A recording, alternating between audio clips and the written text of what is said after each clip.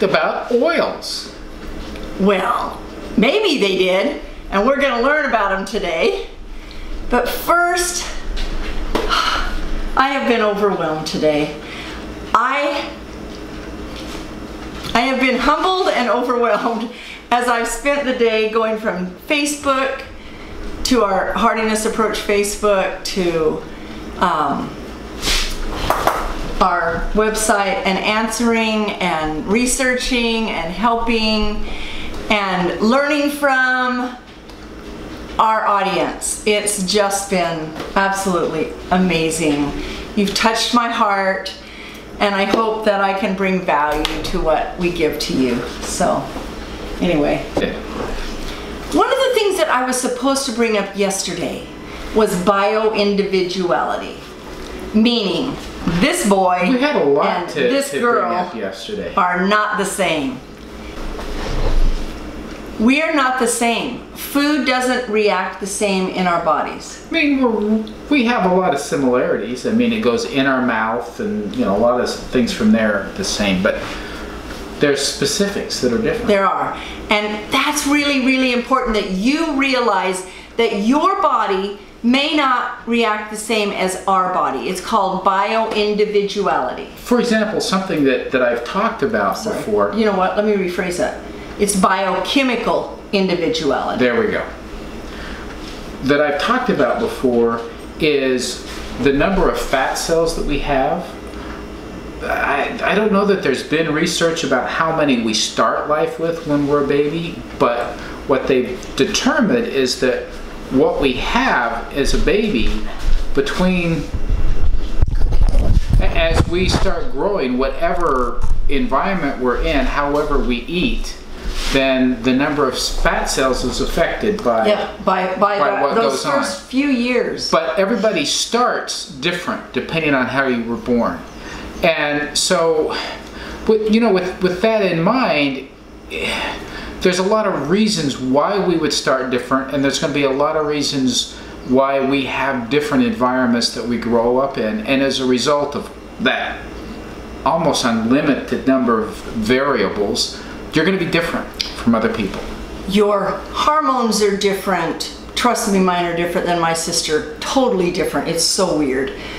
The way your body reacts with the different amino acids, all of the different things, your body's going to be different with those biochemical individuality. And so I want you to realize, well, this is working for them, but it's not working for me. How come? Now, though, keep this in mind. Yes, you're different. Yes, what works for them is not necessarily going to work for you. Don't use that as an excuse to say, exactly. Oh, my genetics. It's my genetics. It can't work. So, no. Yeah. It absolutely can work. There is a solution. There always is a solution. Don't give up because it's your genetics. Because his genetics have been changed. I'm convinced. Because he is way different than his family is now. But he wasn't. He wasn't. One of the other things that I wanted to talk about was yesterday we gave an assignment of chewing our food, and I wanted to tell you why we need to chew our food.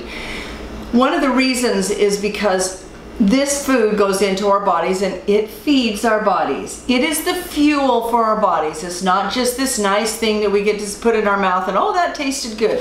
It has a purpose.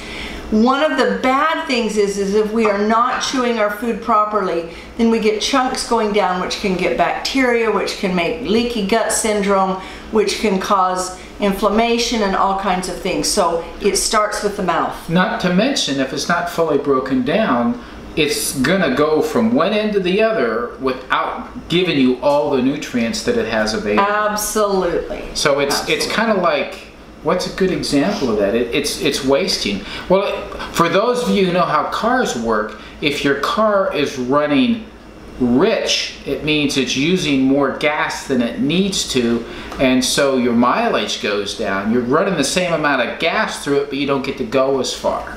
And that's what we're saying about food is, and you don't want to do that. You want to get as much out of your food. You want to get mileage out of your food. So chew it.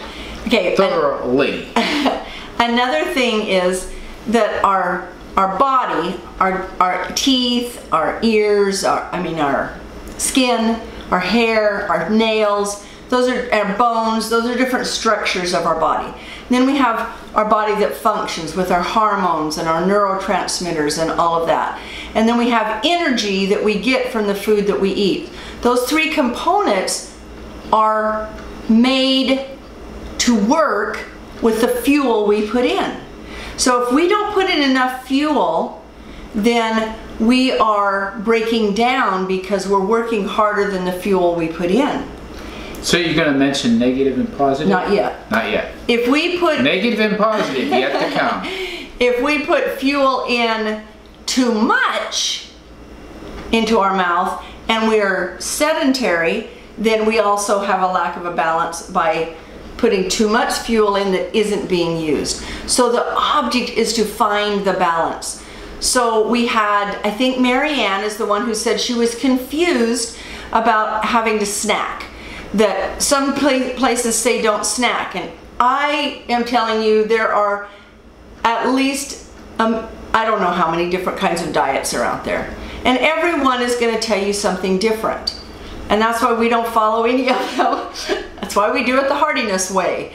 And we eat what has worked for us. Dr. Schwartzbein talked about being able to put the snack in there, and for us, it has absolutely been the best. We had a viewer named Austin Keith. Thank you for your wonderful comments in the dialogues that you were doing, and he said, yeah, if you eat snacks that are cookies and candy, then of course, if that's what snack means to you, don't snack ever, not even for a meal. So I'm going to show you a picture while we're talking of what we had for our snack this morning. So we had the 4 food groups. We had some carrots, we had nuts, we had cheese, and we had an apple. And it was just a very simple thing. Was it enough, Jim? Yeah, it hit the spot right. It was good for a snack. And it does, and just, you know, move them around, make them different. We also made yogurt last night, and so our snack this afternoon will be some yogurt with chopped up banana in it. You know, it is time for a snack. It is time for a snack. And can't wait till we get this video finished so we can snack. Okay, so the other thing, we had some questions about carbonation. And we used to believe that carbonation was deadly for you. Come to find out, they've done several researches. In 2006 they did one, in 2009 they did one, in 2017 they've done one. Are these like university studies? Yeah, they're studies that have been done. So what is bad is the sugar that is in the carbonation. The citric acid, I'm not going to say it because I'm not positive, but by putting different things into it, we cause the carbonation to be worse. One of the very worst is the cola drinks. The caffeine in there mixed with the carbonation, it does break down your bones, break down your teeth, break down all of those different things, and it's really bad. But my question when we started making kefir is, well, I thought carbonation was bad. So we're making our kefir and we're just squeezing lemon into it or something like that. Is it possible that the carbonation is kind of like an activator or a, what's the word I'm looking for? Catalyst. Catalyst to help, to cause or help events to happen in your body? Is that kind of what we're saying? It sounds so like if you're putting... I'm not an expert, look it up. If you're putting bad, harmful substances in it, then it gets activated and it causes more problem. If you're putting healthy substances in it, it activates and they can do, they're propelled to do more good for you. Daisy a Day, I know that you asked that question about carbonation, or somebody did. Sorry, it wasn't you. And you asked the question of, you told us to stop drinking it, how do we get off of it? And so I did some research on it, and I will tell you a personal story about me in just a moment, but it's not a good story, is it? No, I'm surprised you'll share it. You're very brave. Thank you. Anyway, what they suggest you do because it is an addiction, and a lot of addiction is psychological. It's truly an addiction, no doubt about it. There is psychological in there, and it's because of what's triggered. There's a name of it's so new in what they found that I don't even remember the name of it. But it really triggers a hunger in your body. It triggers hunger, drinking the soda.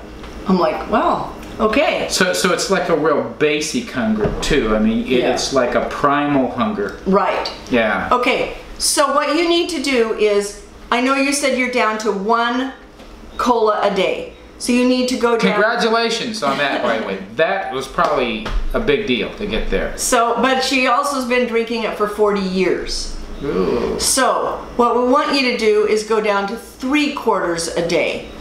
And you take that 3/4 and pour it into a glass and pour the other out.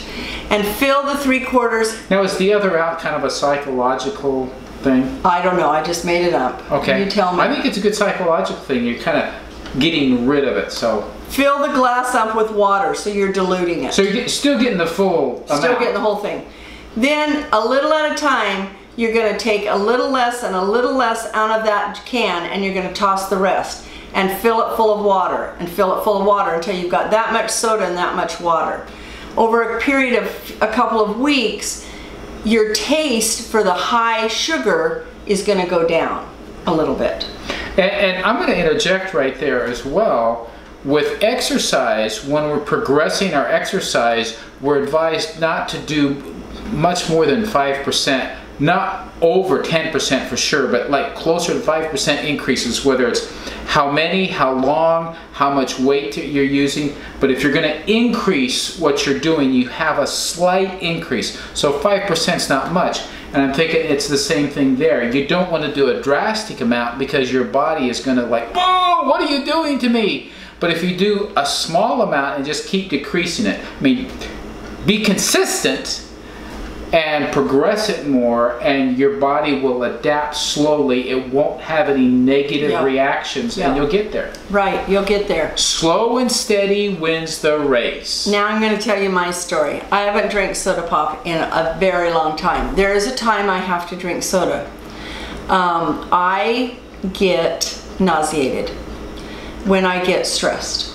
It's something that has always been with me. My dad did it, his mom did it, my son does it. And so I have to be very careful. I don't get stressed like that very often. But usually, and it comes on fast. And it'll start in my stomach and then just go. And so the only thing that does it for me is to take a little bit of soda. Now, I used to have a whole can of soda. This stays in my refrigerator because this is little tiny cans, and you can see that there's been one that's been used, and not even since we moved here. I've carried this with us on the trip. It's been a while. And so what I do now is, if I need it, I drink just a little tiny bit and then throw the rest out. What I have now discovered is that these have the high fructose sugar in it, of course. But now they make soda, because I got sick on the trip, remember? And I went in and found one that just had apple juice in with it, or different juices. So I'm letting you know that I don't use soda. It's treated as a medicine. This is a medicine. Okay, so the other day, when we were moving back from Oregon and we had the truck out here. The other week, 2 weeks ago, I was inside the truck. It was backed up to the barn. I was the only person there. I hadn't, and I'm pulling stuff out, and there was a 12-pack of lemon lime soda that we had bought in Oregon for in case I got sick. Because if you need it in the middle of the night, you need it, so we would keep it. And I'm like, man, I'm so hot. I'm dying of thirst. I want one of those so bad. No, you're not going to drink a soda. If you do, then you're putting negative nutrition in your body. I knew you were going to bring it up. But it sat there and stared at me until called to you. I opened one and it was shouting loudly. And I drank it, and it was so good. And then one of the men from the church came over, and I'm standing there with it in my hand, and I felt so guilty. I didn't even know what to do. Why did you feel guilty? Because I wasn't supposed to have it. But he didn't know it, I knew it. Okay. Okay, so let me just tell you really quick what negative nutrition is. I think I hinted on it yesterday. When we put good food in our body, it goes to our cells and makes everything work wonderfully. When we put something in our body, let's just say a Twinkie. Let's just say soda pop. Soda pop. We put something in our body that has no nutrition in it. Or very little. Very little. Our body has to kick things into action in order to process that food. So it has to take nutrients that are being used in a good way and process the bad stuff. And get nothing out of it. And get nothing in return. So it's called negative nutrition. So the next time you want to reach for something and put it in your mouth, think, good nutrition, bad nutrition. Positive nutrition. Positive or negative. So there, that's my little confession. Couple other things that were mentioned today. One of our subscribers, and I can't remember who it is offhand. Okay, before you do that, I thought there was one more thing you wanted to say about the soda pop on how to avoid it. That's right. And this flies totally in the face of the stuff in the fridge. Stuff in the fridge.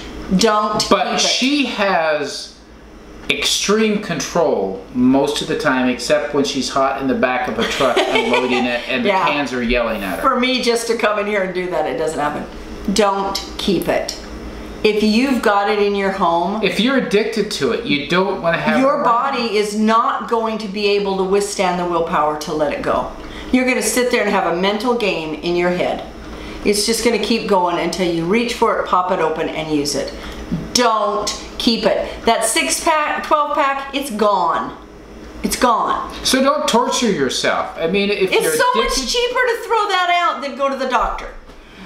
If you're addicted by something, don't keep it handy. You'll give in. To our subscriber who loves Bluebell ice cream, don't buy it. Bluebell or Blue Bunny? Blue Bunny. Blue Bunny. There's so a Bluebell. Don't listen to that bunny. Don't listen to that. Ignore it. It's a figment of... We love ice cream. We love it.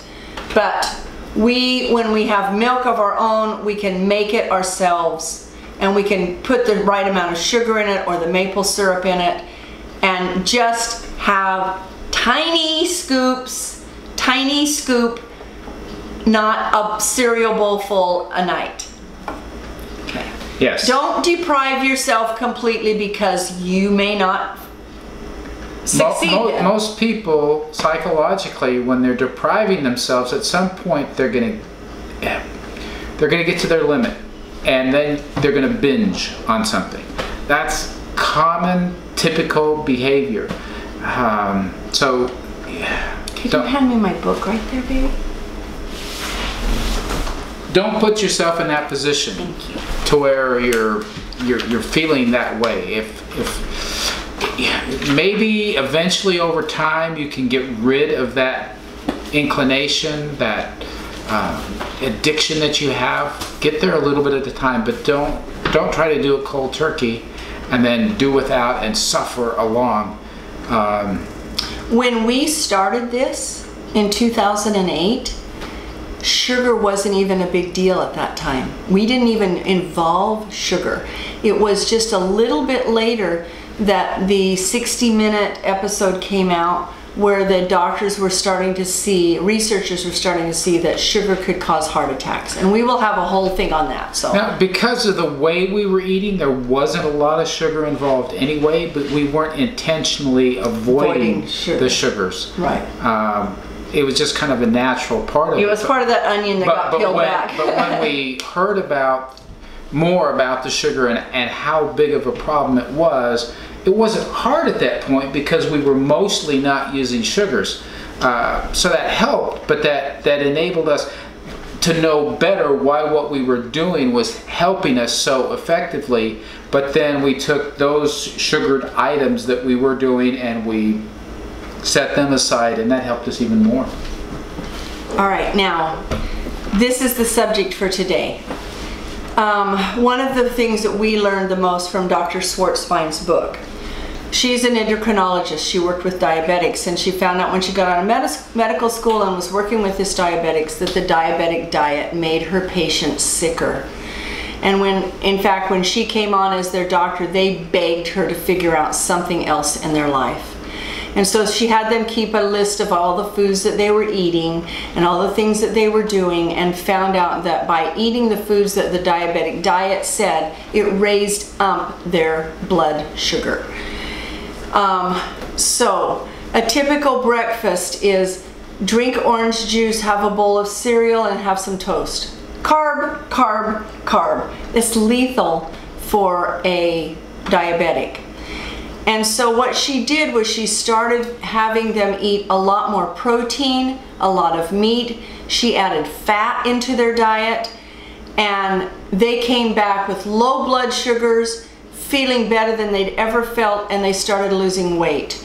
And so that's where she started with writing this book, and that's the way we've been living for the past 10 years. And so I can tell you, as a nurse with my diabetic patients, I was just working, where I left was in the VA hospital, and my diabetics go from one needle stick to another, and they would look at what their blood sugar was to determine what they could do to cheat if their blood sugar was good. Oh, well, then I can have this. Oh, well, then I can have that.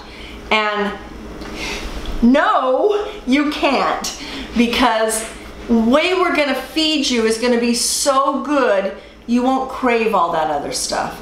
So the first thing you need to know is fat does not make you fat. It makes you healthy. And your body, your cells, your brain need the correct fats. And you are seeing the correct fats. And the correct fats is the issue. When you say fat doesn't make you fat, correct fats don't. Now, there are other fats out there that absolutely, they're going to cause I don't even have the bad fats in my house, so I can't tell you. These are 3 different olive oils. Show you.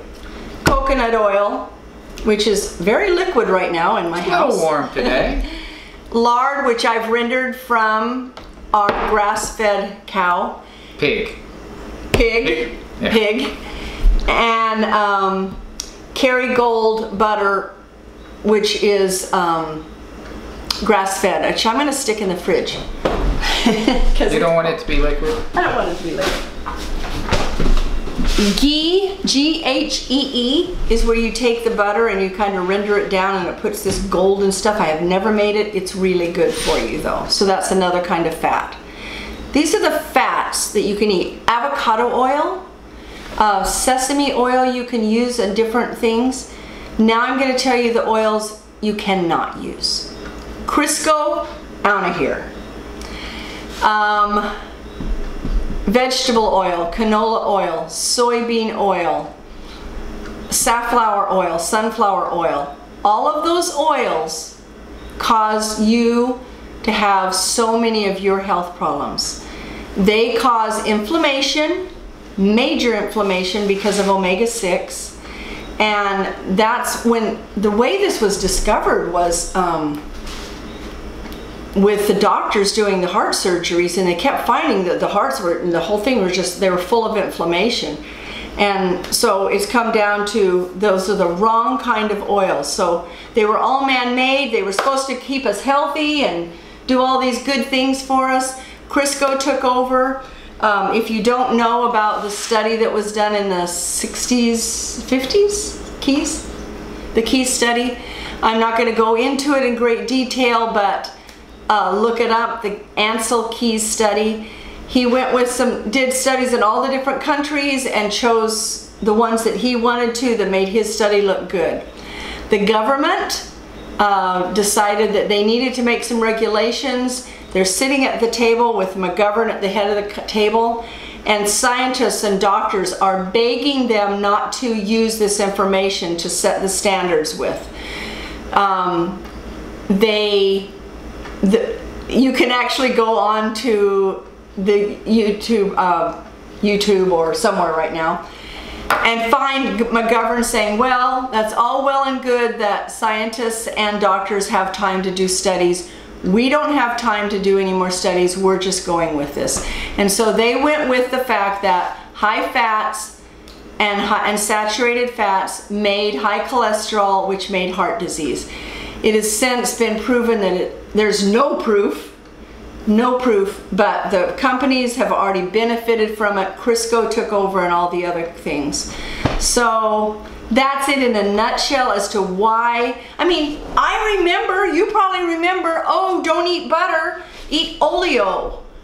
And we went right down and bought the oleo because the butter was bad for us. Be sure you eat real margarine. Yeah. That's one of my favorites. Yeah, I love that one. That's a faux pas. Don't do what he just said. So you want to eat a good fat. It's part of the 4 things that we have you eat. Eat butter on your bread. Eat butter on your vegetables. Now, did we say make the majority of your diet fats? No, we did not. No, we didn't say that. No. But you want to have some good fats. Your body desperately needs them. And I know your brain needs them. You're going to have so many questions about it. There is a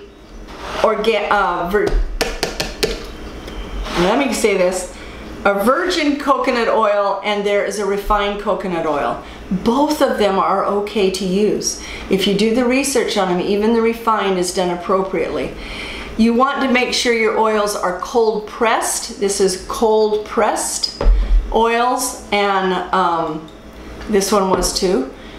And that's the way that they're processed. They're better for you. Canola oil is made with so many chemicals that it has to be dyed, perfumed, and fumigated before it can come into a bottle to be used. It is not a food you want to use. So that's the one thing where we differ from Schwarzbein. She still was using the canola oils, but then when we went over to Weston Price, we found out how bad the canola oils were for you.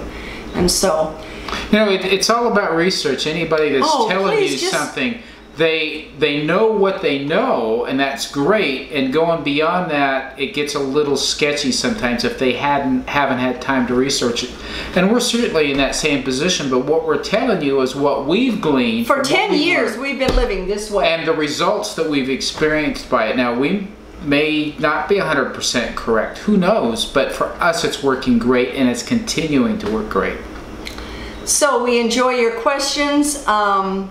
I hope we've given you some today, some more information. And when you answer your questions, if I've got too many, you know, I'll come back the next day and we'll answer them on here because it's just easier to do. What other fun things should we do today? Actually, we're going to show you a little bit of our homestead. That's still important in everybody's life. Yes, it's important in ours. Have a great day. Thanks for watching. Bye-bye. Don't forget to subscribe. And like, and please share this.